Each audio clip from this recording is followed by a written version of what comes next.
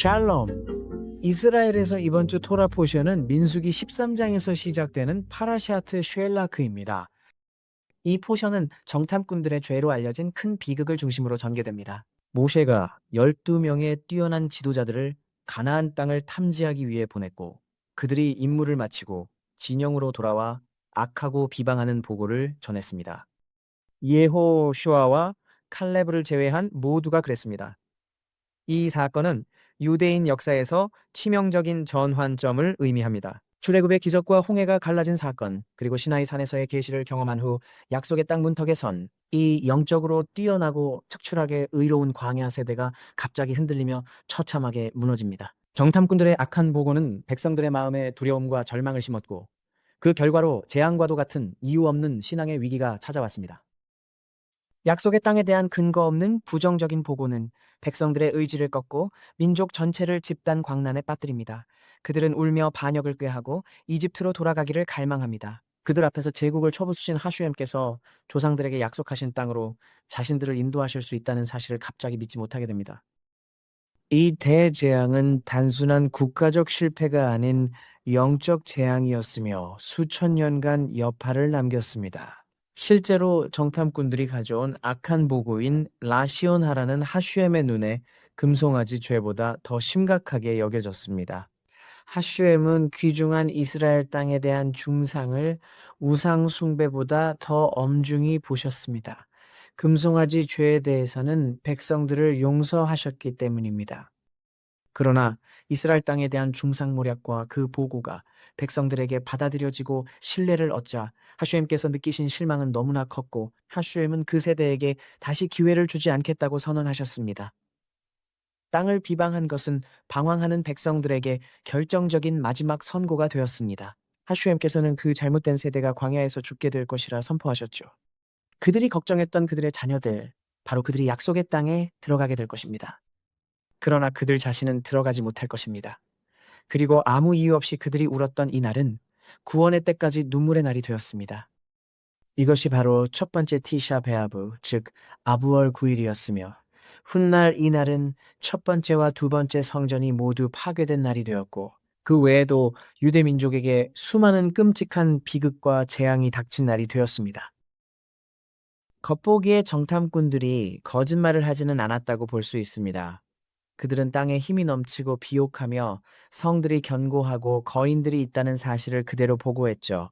하지만 하슈엠의 약속을 신뢰하기보다 본 것을 두려워했습니다.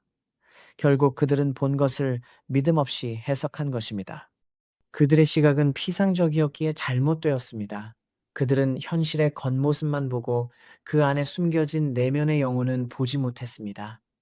어떻게 이럴 수 있었을까요? 그토록 큰 믿음을 가졌던 사람들, 시나이 산에서 하슈엠의 말씀을 듣고 그분의 유일함을 체험했던 사람들이 어떻게 이렇게 처참히 실패했을까요? 그토록 의로운 사람들이 어떻게 이토록 빠르게 완전히 무너질 수 있었을까요? 그들이 겪었던 모든 일들, 하슈엠의 섭리로 구원받는 것을 직접 보고 경험한 뒤에 어떻게 시야가 이렇게까지 흐려져서 그들 가운데 계신 신성한 임재를 알아보지 못하게 되었을까요? 신성한 임재는 분명히 존재했지만 이 세상의 도전과 물질성 속에 감춰져 있었습니다. 그러니 이제 마음을 열기 시작하세요. 이 매우 복잡한 상황을 이해하는 데에는 여러 단계가 있습니다. 일부 현자들은 정탐꾼들의 죄가 자만심과 지위 상실에 대한 두려움에서 비롯됐다고 봅니다. 백성들이 광야에 머무는 동안 이들은 지도자였지만 그 땅에 들어가면 새로운 질서와 통치가 세워질 것이었고, 이는 지위와 권한 상실을 의미했습니다. 이제 하시드트의 대가들은 더 깊은 차원에서 이 사람들의 진실하지만 복잡하고 심하게 왜곡된 영적 열망을 바라봅니다. 이 위대한 대가들은 정탐꾼들이 현실 속에 구현된 거룩함이라는 개념 자체를 두려워했다고 평했습니다. 그들은 매일 기적 속에 잠겨있던, 그들이 광야의 순수한 영적 삶이라고 여겼던 것을 더 선호했습니다. 하늘에서 빵이 내렸습니다. 그들은 영광의 구름에 둘러싸여 살았고 신성한 임재가 그들 가운데 뚜렷하게 머물렀습니다. 아이러니하게도 그들은 땅에 들어가면 하슈엠과 덜 가까워질 것이라고 느꼈습니다. 그들은 약속의 땅에 정착한 후보다 오히려 광야에서 더 높은 영적 수준을 경험하고 있다고 생각했습니다. 그래서 그들은 모든 것을 변하게 할 땅에 들어간다는 생각 그 자체를 기피했습니다. 그들은 땅에 들어가면 밭을 갈아야 한다는 것을 알고 있었습니다. 밭을 갈고 전쟁을 치르고 집을 짓고 경제를 만들어야 했습니다. 거룩함이 더 이상 하늘에서 직접 공개적으로 내려오지 않을 것이었습니다.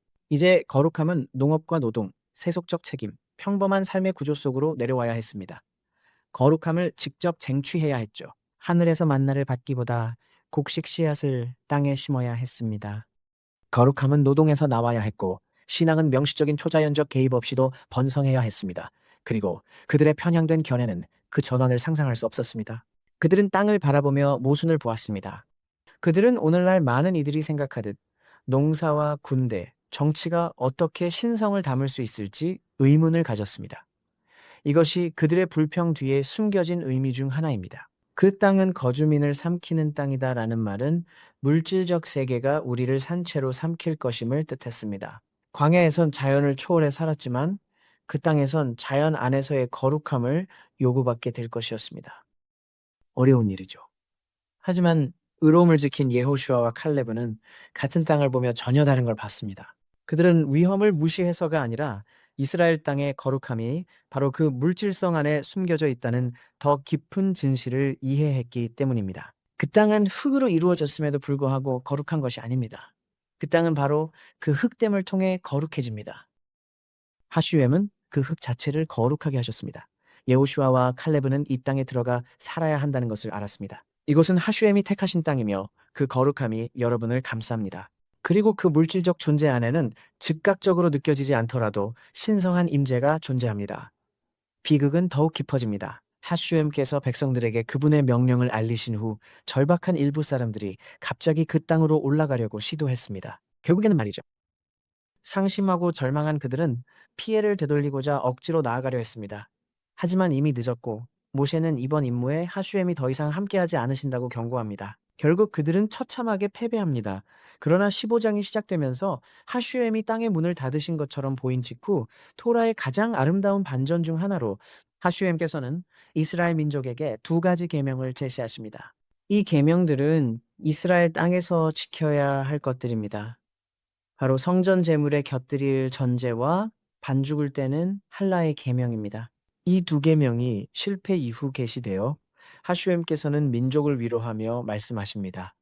너희는 그 땅에 못 가나 언약은 유효하다. 너희 자녀들은 결국 그 땅에 들어갈 것이다. 그들은 그 땅에서 반죽을 치대고 곡식을 수확하며 성전에서 내 앞에 포도주를 붓고 이 땅에만 주어진 계명들을 통해 땅의 물질적 삶을 거룩하게 할 것이다.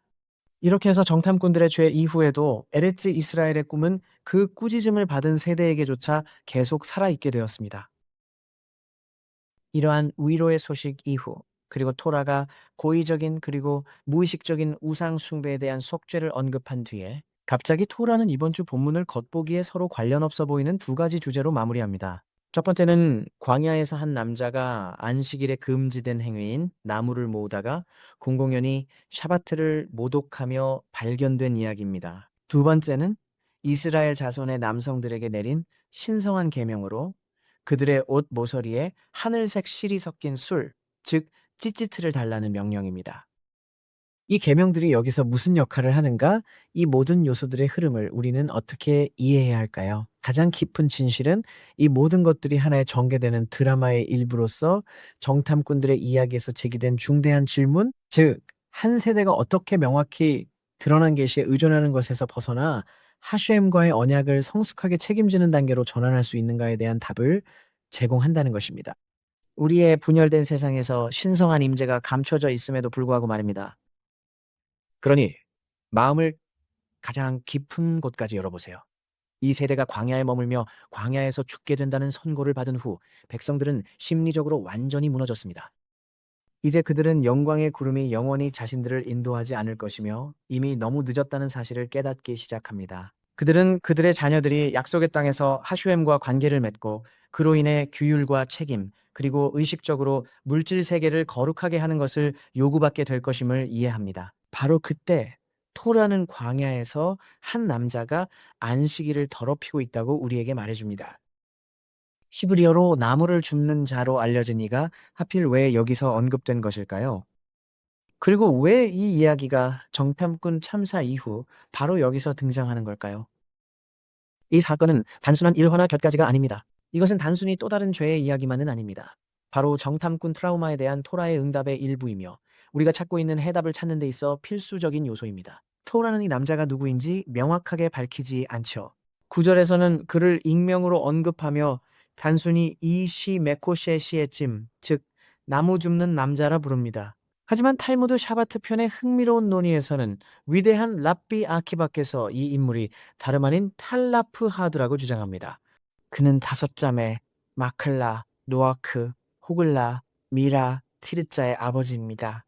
민수기 피나스 편에서 이 의로운 여성들은 아버지가 아들 없이 죽었기에 그들은 조상 지파의 땅에서 그의 몫을 상속받아 보존해야 한다고 요청합니다.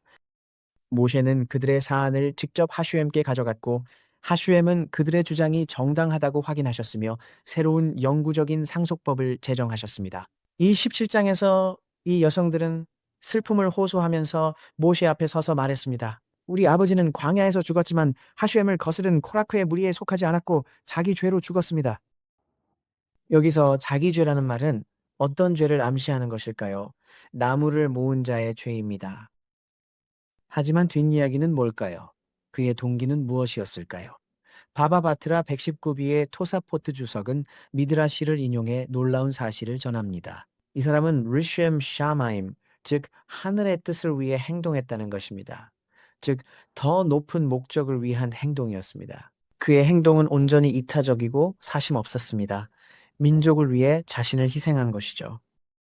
토사포트는 그가 그 세대에 내려진 판결 이후에도 안식일 준수가 여전히 엄격하고 유효하다는 것을 보여주기 위해 의도적으로 하슈엠의 거룩한 안식일을 어기고 자신을 희생시켰다고 설명합니다.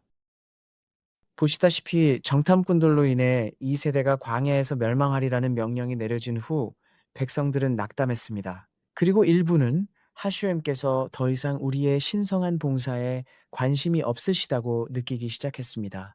약속의 땅에 못 가게 되었으니 계명을 지킬 의무가 없다고 생각한 것입니다. 광야와 땅의 경계에서 그들은 하슈엠과의 관계도 단절된 것처럼 느꼈습니다. 하슈엠의 계명이 자신들과 무관해졌다고 여긴 이들에게 보여주기 위해 의로운 슬라프하드는 본보기로 안식일을 어겼습니다. 처형을 예견한 그의 행동은 마치 이렇게 말하는 듯 했습니다.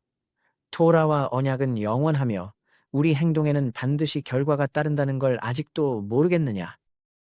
약속의 땅에 들어가는 것은 책임감, 영적 성인으로서의 수준을 요구한다는 것을 말입니다. 그리고 이런 관점에서 보면 그는 죄인이 아니었습니다. 그는 비극적인 영웅이었습니다. 영적으로 혼란스러운 민족을 깨우기 위해 자신을 희생한 사람이었습니다. 그리고 이 포션은 밑주바, 즉 이스라엘이 옷의 끝에 매도록 명령받은 실인 찌찌트의 계명으로 마무리됩니다. 이 밑주바는 본다는 것과 평행을 이룹니다. 이 파라샤의 결론에서 하슈엠께서는 명령하십니다. 너희에게 찌찌트가 있어야 하며 그것을 보고 하슈엠의 모든 계명을 기억하여 지키고 너희 마음과 눈을 따라 방황하지 말라. 마음과 눈을 따르면 방황하게 되리라. 정탐꾼들은 자신들이 본 것에 의해 흔들린 것이 실수였으며 돌아와서도 본 바를 계속해서 말했습니다. 거인과 성읍을 보았으며 자신이 메뚜기 같아 보였다고 말했습니다. 보고의 모든 것은 본다는 것에 초점이 맞춰져 있었는데 죄의 본질이 바로 시각의 타락, 즉 육신의 눈머름이 아닌 영적 눈머름 탓입니다.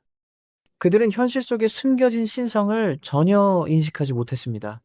그들은 땅을 보러 보내졌으나 현실의 겉모습만 보았습니다. 하슈엠은 우리에게 찌찌트를 보고 기억하라 말씀하시죠. 찌찌트는 시각을 구원합니다.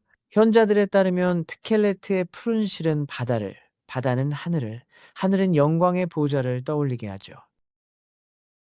곧 찌찌트가 눈을 훈련해준다는 뜻입니다. 즉 겉모습이나 표면에 멈추지 말고 보이는 세계 넘어 하슈엠의 임재를 향해 나아가야 합니다.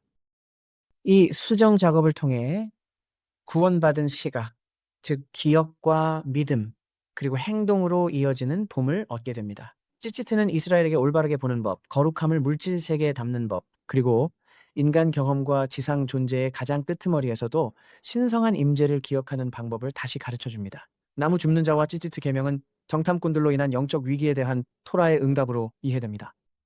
이제 그 세대는 경계에 서 있습니다. 이들의 삶은 이제 드러난 기적으로만 유지되지 않으며 하슈엠과의 언약과 절제, 그리고 주의 깊은 거룩함을 통해 평범한 삶을 성화하라는 부름을 받아 새로운 현실을 마주하게 됩니다. 나무 줍는 자는 이 전환의 경계에 나타나 숨김의 세계 속에서도 토라와 그 계명이 영원함을 민족에게 일깨웁니다. 이어서 찌찌트가 나옵니다. 옷 가장자리 모서리에 매단 실들로 모든 건 경계에 관한 이야기입니다. 이것이 정탐꾼들의 실패였습니다.